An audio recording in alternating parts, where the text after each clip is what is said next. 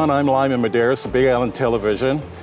And to share a story with you, as a kid growing up in Hilo Town, there was a single event that was one of the larger events. And that was the arrival of these beautiful white ships that would come in from the West Coast and dock at Hilo Harbor. The name for that was nicknamed Boat Days. And this is when almost the entire town would show up. Entertainment and hula and music. My special guest on our program here is Duncan O'Brien. Duncan has managed to be a historian, put it in a beautiful book titled The White Ships, and that's going to be our topic on this conversation. Hey, Duncan. Aloha, Lyman. Good to see you too. again. Thank you. The White Ships, that was just a marvelous, glorious time back then. Do you agree? Oh, yeah. I mean, that's the golden age of steamships from the 1920s all the way through till the 1970s, and then we changed over to more like cruise ships. But that period of Matson line ships coming to Hawaii in the old days, there's nothing like it. Because I've gone that extra step to publish books, and now I'm doing presentations on modern cruise ships about this history. So I have a lot of content, and a lot of it's in here. So ask me anything you want. Yeah, just about. Matson, going back to 1882, it was started by Captain William Matson. His first ever ship was called the Emma Claudina, but in the 1880s he got his own ship and named it Lurline. And there was a connection to the Spreckels family from Germany, which kind of ran a lot of the sugar industry in Hawaii at the time. The very first luxury liner by Matson was the Malolo, and that was 1927. Carried 600 passengers, all first class.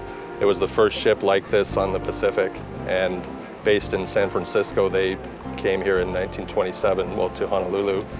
And from then, Matson built more of these ships and came all the way up until the 1970s. It was a lengthy trip, 4 days, 4 to 5 days? Yeah, I mean, yeah, it sounds like a long time, but in those days, before these new luxury liners, it would take 6 days on the earlier steamships, and before that they came on sailing ships, and those trips took 2 to 3 weeks. So when the Malolo first came, it was 4.5 days, and that was unprecedented, and that kind of created the modern tourism era in Hawaii.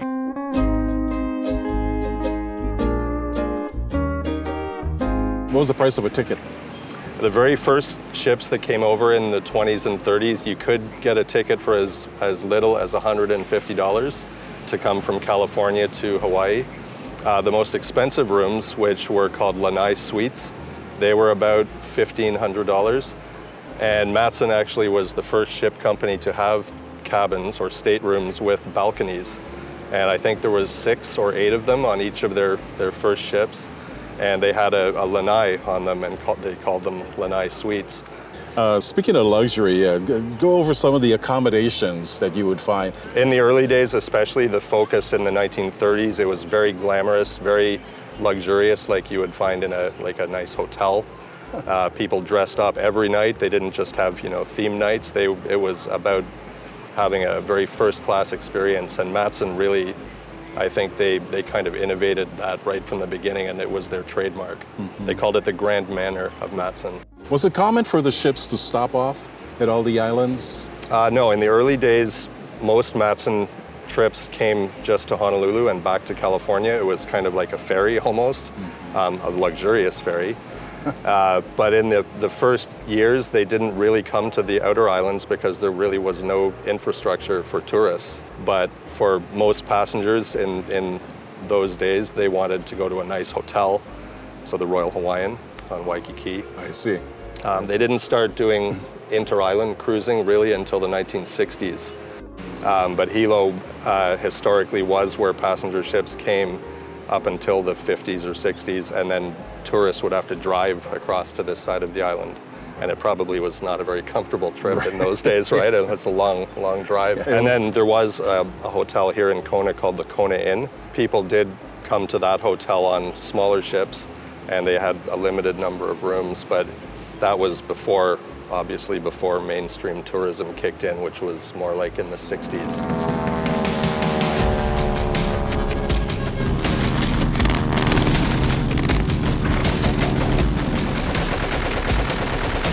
Is there one aspect of the entire history that really surprised you? Yeah, I mean, I guess for me, the biggest surprise, the World War II story is something a lot of people don't know about. And when Pearl Harbor was attacked in 1941, all of Matson's 4 luxury liners were converted into troop ships for the whole duration of World War II. And they sailed all around the world carrying thousands of troops. And then after World War II, the ships were slowly reconverted after the war ended. One of our most notable sports figures is Duke Kahanamoku. He had a role in working with Matson Company? He did. In fact, in the 1920s, Duke was one of the biggest celebrities in Hawaii, and he actually sailed on Matson ships when he went to the Olympics in the 1920s. And because of who he was, such a celebrity, Matson ended up working with him as like an ambassador.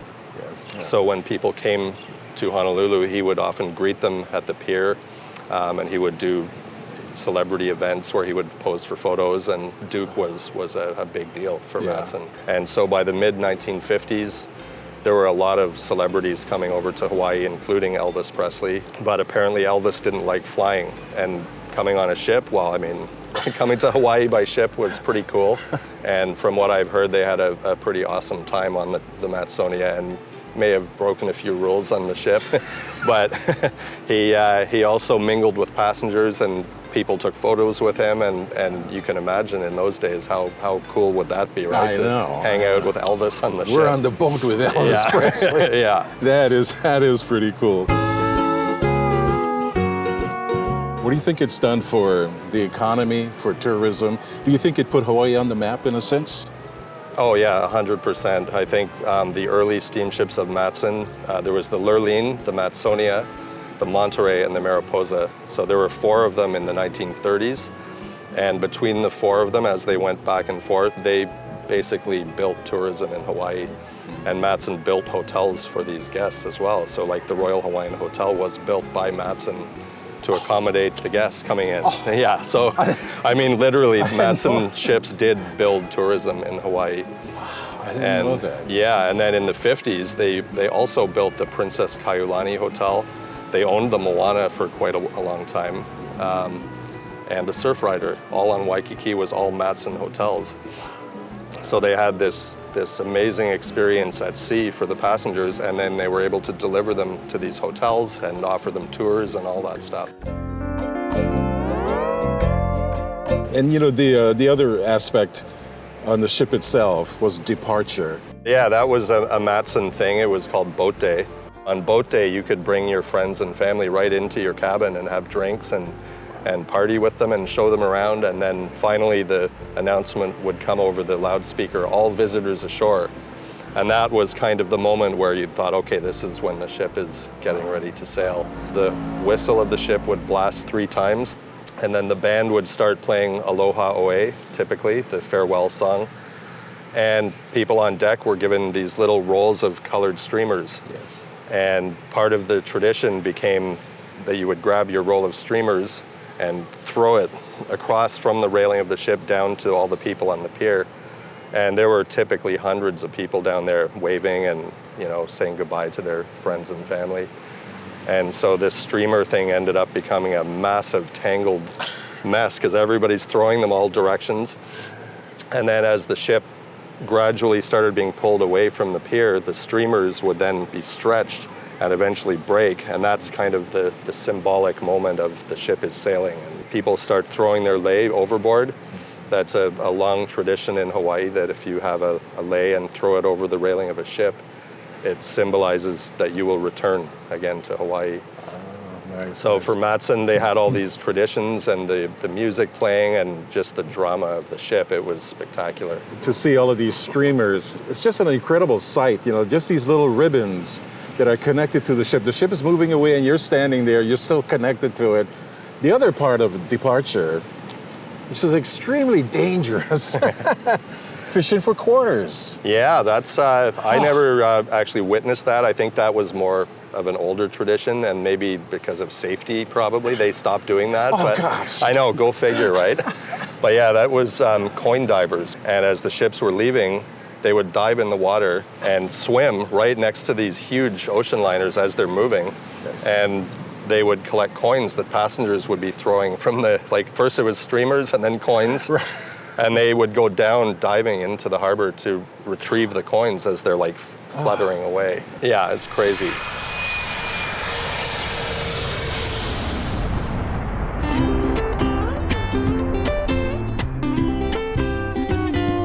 So let's talk about the air flights to the state of Hawaii. Oh yeah, it was 1959 when the first jet planes started coming, and that really, really changed things for Matson because now people could come to Hawaii in 5 hours instead of 5 days, right?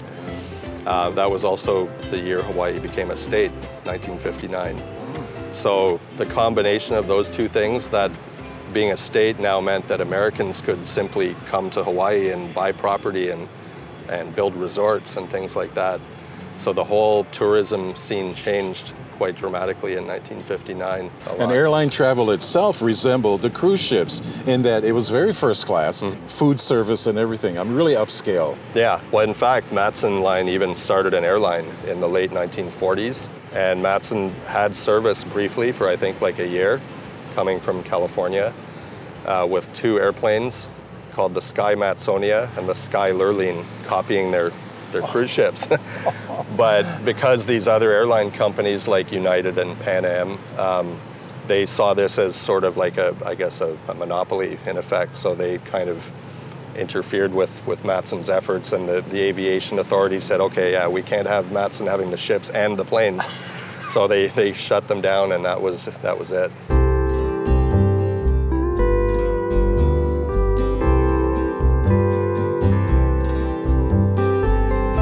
I just can see those nostalgic posters, hula girl, airplane, diamond head in the background. Exactly. Those posters they're really pretty nice actually, really pretty Oh cool yeah, posters, no, Matson's role in art too, like the crossovers between that era. They had these menus with the incredible artwork on them. Wow. There were several different sets of menus that they gave out to passengers. And a lot of them were by artists who were some of the best artists in the world. And they created these incredible Hawaiian landscapes and people's faces, and these became the menus. And to this day, these menus are highly sought after by collectors. So let's talk about your books. 2 books, The White Ship. Yeah, there's actually a third one we can talk about too, but okay. The White Ships was in 2009 when I first met you. 2014, there was a second follow-up to that called The Grand Manner of Matson.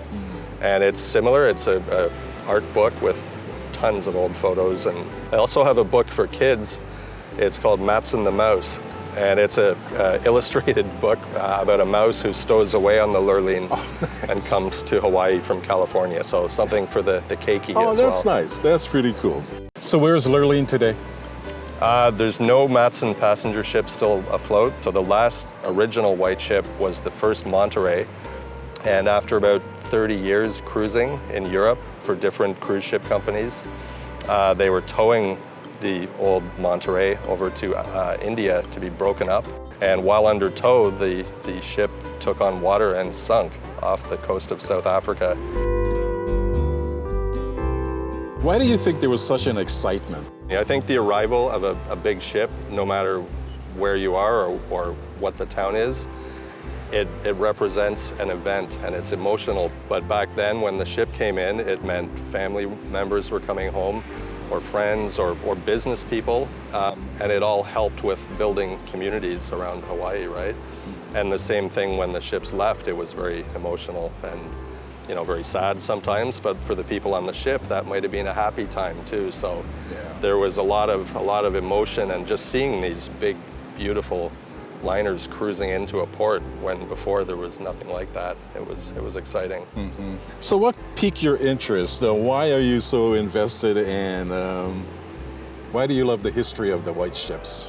For me, this history is, well, I mean, it's a beautiful history for anyone, I would say, but for me, it's a personal connection. And it goes back to the early 1960s when my parents met on a Matson liner going to Australia. And from that period, after they met, they got married.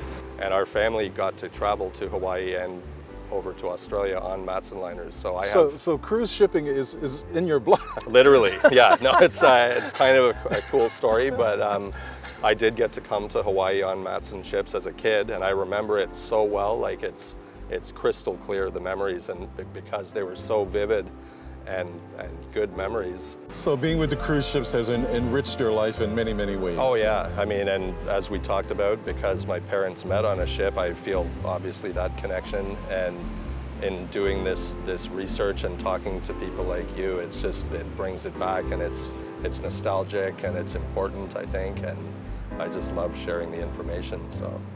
And I love talking with you. Thank you, Lyman. It's Thank you a so pleasure, much. and thank you for having me out here today. Of course. Thank you so much.